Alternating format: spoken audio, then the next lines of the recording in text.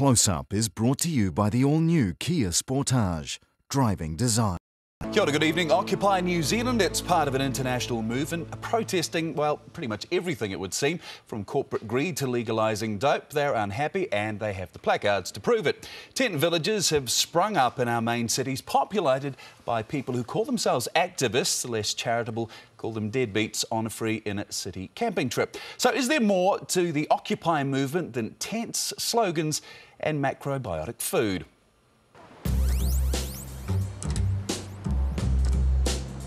A wet and weary Wellington welcome to the Occupy movement. But we've barely set foot on the campsite before one of the occupiers objects. TV1 has an agenda. Which is? Portraying this camp in a poor light. His reason, we've turned up on a gloomy day when the campsite isn't looking flash. So it seems a bit strange that you come down here today to film rather than on a nicer day. But all we want is to hear why these people are here. You're a member of the media. You're not in the business of telling the truth. I believe that the capitalists are responsible for paying a large proportion of your wages. An Australian cameraman told me, if you don't want it to be shown on film, on the TV, do that. Don't film me.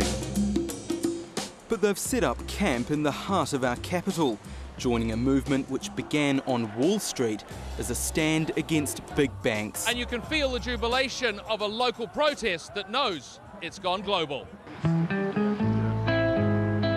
So how many people are staying here overnight?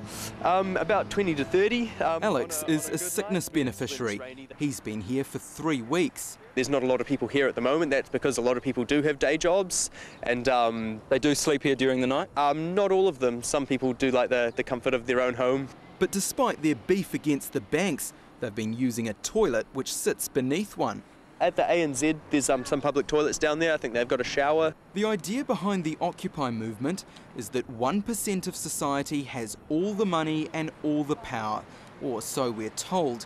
But the members of this campsite have some very different concerns. I want a large amount of the world's population not to go to bed hungry every day. Trying to instigate the start of a more democratic democracy. Let's get rid of the weapons of mass destruction. We don't need them. We've got capitalism, we've got Palestine, freedom, solidarity, John Key, disaster, closing the gap. So everyone's after different things. Yeah. Coffee capital of the world. Here we've got a bit of a sort of herb veggie garden thing going on. They're trying to practice what they preach, including recycling. What do you think people think of you guys? Well, initially I think a lot of people thought just like jobless bums. But the members of this movement come in all shapes and sizes. Chris runs an IT company. You know, I'm a white Kiwi male. I've had every single opportunity under the system. So I've been to university. I've done everything that you can do to get ahead in the system. Everyone is a slave to the system. A capitalist system, they say, is holding us to ransom. Yeah, I don't need a gun put in my face telling me what to do. I know what to do. But we live in New Zealand, a free and democratic society. Some people would say that a lot of the issues at the heart of this movement have got nothing to do with New Zealand. It's really America's problems. Then why do we have recessions caused from America? If there's a recession caused in America and it affects New Zealand, then it's New Zealand's problem. Is anybody actually here? Wellington, of course, is not the only campground of concern. A lot of empty tents. We eventually found some of the occupiers of Auckland. The fact that this has arisen not only in this city but in 2,400 other cities around the world is testament to the depth of feeling that the people have. There's a lot of vegans here, so we've got heaps of vegetables and stuff. In Dunedin too, the protesters are making their mark. When discussion happens, it can get heated and people feed off each other's adrenaline.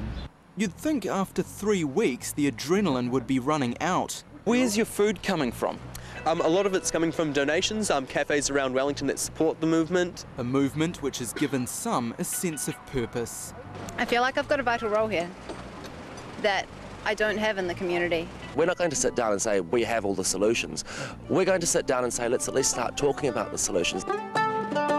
So what would end this protest? What is the outcome that you're seeking? Equality. Peace, a world with equality. Sustainable planet. A better world. Admirable aims, but they may be camping beneath the shadow of the stock exchange for a long time yet. Jan Casanada with that story. And as you've seen, the protesters are not intending to leave their sites anytime soon. So how long will authorities indulge their occupation? Of course, the protests are going on in Invercargill as well. It's Mayor Tim Shadbolt, a former activist himself, joins me now, along with Auckland Council's Deputy Mayor Penny Hulse and Occupy Auckland member Campbell Jones. Welcome to you all. First of all, Tim, you're a veteran protester, I think 33 arrests back in your day. Can you see what they're doing, what they're trying to do, and are they doing it the right way? I've got to admit, Greg, I did find it difficult because when, I'm a bit of an old-fashioned protester, and we used to be organised, and you'd have a committee, and you'd elect a leader and a treasurer and a secretary, and you'd have a clear cause like apartheid or something, and that's what you would aim for. And this seemed to be about more of a sort of philosophical concept thing. So but this is part of their ethos as well. They're saying it's a democracy. There's no such thing as a leader, which makes it even a bit woollier, I would have thought. Yes, well, I think they're slowly getting their point across, and we occupied Bastion Point for 9 months, and it brought about significant change in race relations in New Zealand. So I think although initially you can get a lot of knockbacks when you protest, and my last protest was picketing the American embassy with Federated Farmers over lamb quotas to America, and that right to protest is an integral part of our democratic system. That's what makes us different from military juntas and communist dictatorships around the world, is we have the right to protest. Deputy Mayor Penny Hulse, they are literally on your back doorstep. Do you want them gone? Well, it's interesting sitting here next to Tim. My very first time I met him, he was the mayor of Waitemata and I was a protester in his chamber against a landfill in the area. We want our square back, and that's what we're working towards with our Occupy Auckland campers. When all's said and done, though, they're not doing anything wrong. It's not a great look, but you just don't like them being there. There's nothing that... They're not breaking the law, they're not doing anything wrong. The protesters have been exemplary in their behaviour. They've done everything we've asked of them except pack up and leave. So why do you want them to pack up and leave, given that? Essentially, probably there's a couple of reasons. The square is well used and well loved, and it would be good to get it back for summer. We've also, I think, got to look at the issue of camping in areas where it's illegal to camp, and it certainly isn't legal to camp in the square. However, we're working with Occupy Auckland in a really positive way to try and bring about a resolution. Campbell Jones, you are here, obviously, you're not down there 24 hours a day, a month into the protest. Are you sort of seen as the acceptable face of Occupy Auckland? Would that be a fair comment? Until I open my mouth, that is.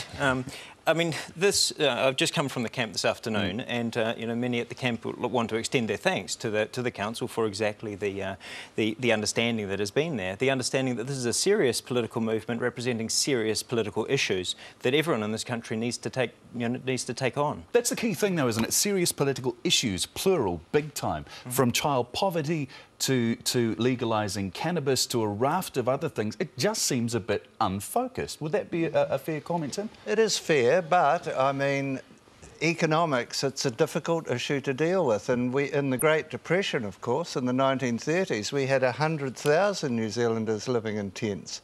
So this may be a temporary recession, or it could be just the beginning. Who knows? All the things they're wanting change, though, it's not one solution. Right, change this bylaw, change this law, give us this land back. It's a raft of things. They're saying they're not going to go until they're changed. Given that, they're going to be there for years.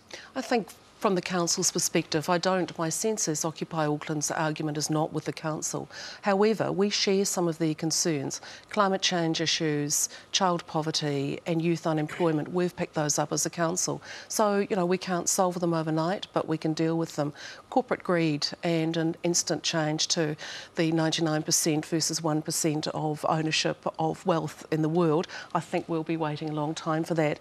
But we're saying to Occupy Auckland, let us pick up some of your issues as we negotiate a dignified return to the square to the population. As Dunedin Council has found out They aren't doing anything legal. They have a legal right to buy there. You can get into bylaws and so forth. They have a legal right to be there.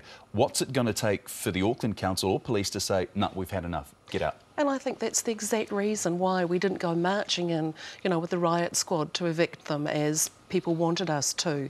The police, their advice is exactly that.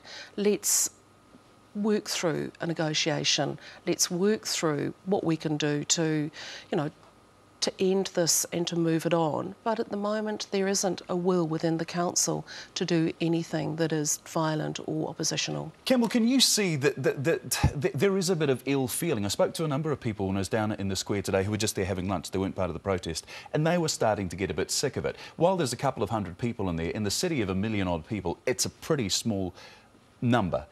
Can you see why they're starting to have a gutsful, really? Well, I mean, I think the fact that people are having a bit of a gutsful, as you put it, is exactly why these people are protesting.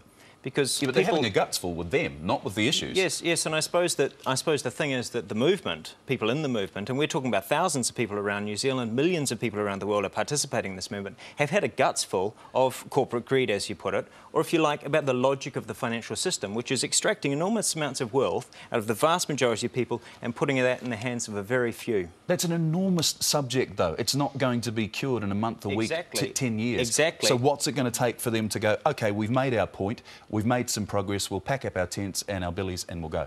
This is a movement that wants to change the world. There's no question about that. It's a global movement that wants to change the world. The magnitude of this protest we haven't seen for years. We haven't seen something like this, of this order, or of the scale, of the scope, or of the grandiosity of the claims, if you like. This movement wants to change the world, and so far is saying, we'll stop, we'll pack up when the world changes. Tim, finally, if you could have a word to these protests, as a man who's been down this track yourself, what would you say to get their message across and maybe go? I'm meeting with them. I've met twice. They're coming to the next council meeting to make submissions. I've been down there to visit them. It's actually getting more complicated for us because Smith City have decided to launch a huge tent exhibition right around our 6 protesters. And now another lady, Madeline, who wants to protest against frilly underwear at Coco's or something, she's decided to pitch her tent in opposition to that. So it's going to be, I think, becoming more and more complex. Yeah. But as a community, there's only 4 million of us Kiwis live in this little island down by the South Pole. We managed to resolve most things peacefully and harmoniously, even though we have differences of opinion. Once you throw frilly undies into it, though, who knows where it's all going to end. Tim Shadbolt, Penny Hulse and Campbell Jones, thank you to all. Cheers. Thank you.